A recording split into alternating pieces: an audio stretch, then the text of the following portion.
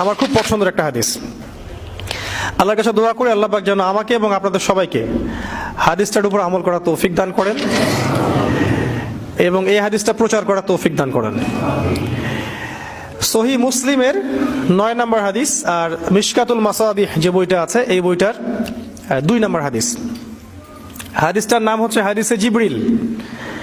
হাদিসে জিবরিল বা জিব্রাইল যেটা আপনারা বলেন।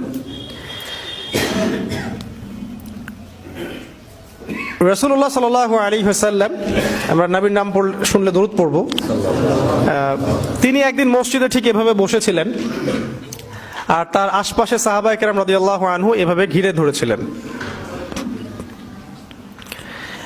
এমত অবস্থায় মসজিদে একজন ব্যক্তি প্রবেশ করলেন। আমি অল্প করে বলছি, শর্ট করে বলছি, অনেক লম্বা হাদিসটা। এমত অবস্থায় একজন ব্যক্তি মসজিদে প্রবেশ করলেন। প্রবেশ করে একদম নবী সাল্লাল্লাহু আলাইহি ওয়াসাল্লামের হাঁটুর সাথে হাঁটু লাগিয়ে দিয়ে বসলেন। তাহলে কিভাবে বসলেন? তাশাহুদ আত্তাহিয়াতুর সময় আমরা যেমন করে বসি ঠিক এইভাবে বসলেন, নবী সাল্লাল্লাহু আলাইহি ওয়াসাল্লামের হাঁটুর সাথে হাঁটু লাগিয়ে দিয়ে, এবং নিজের 2 হাত আল্লাহ রাসূলের 2 উরুর উপরে রাখলেন। টিচার আর ওস্তাদের বসার আদবটা বুঝতে পারছেন? অবশ্য উনি বসে বলেন নাই রাসূল সাল্লাল্লাহু আলাইহি ওয়াসাল্লাম একটু তাকান, একটা ছবি তুলি, উনি এটা বলেননি। উনি গিয়ে বসলেন। আপনি গেলে কি করতেন? হুজুর একটু তাকান, আপনার ফোন নাম্বারটা একটু দেন হুজুর। এবার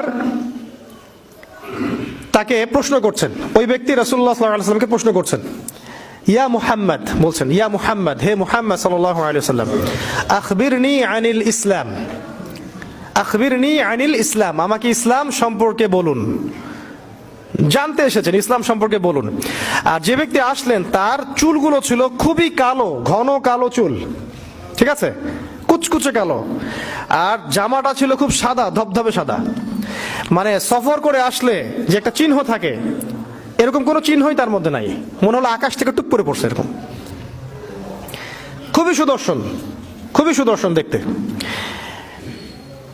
নবী সাল্লাল্লাহু আলাইহি ওয়াসাল্লাম বলছেন, উত্তর দিচ্ছেন যে আল ইসলাম, ইসলাম হচ্ছে, ইসলাম ধর্মটা হচ্ছে ইসলাম ধর্মটা হচ্ছে আন তাশহাদা আল্লা ইলাহা ইল্লাল্লাহ ওয়া আন্না মুহাম্মাদান আবদুহু ওয়া রাসূলুহু। ইসলামের প্রথম বিষয়টা হচ্ছে তুমি আল্লাহ ছাড়া কারো ইবাদত করবে না এবং এই সাক্ষ্য দিবে যে আল্লাহ ছাড়া কোনো ইলাহ নাই আর মুহাম্মদ সাল্লাল্লাহু আলাইহি ওয়াসাল্লাম আল্লাহর বান্দা এবং রাসূল। এই সাক্ষ্যটা আগে দিবে। মানে কি? মানে হচ্ছে তুমি আল্লাহর সাথে শিরক করতে পারবে না, আল্লাহর তাওহীদের উপর থাকতে হবে আর রাসূলুল্লাহ সাল্লাল্লাহু আলাইহি ওয়াসাল্লামের সুন্নাহ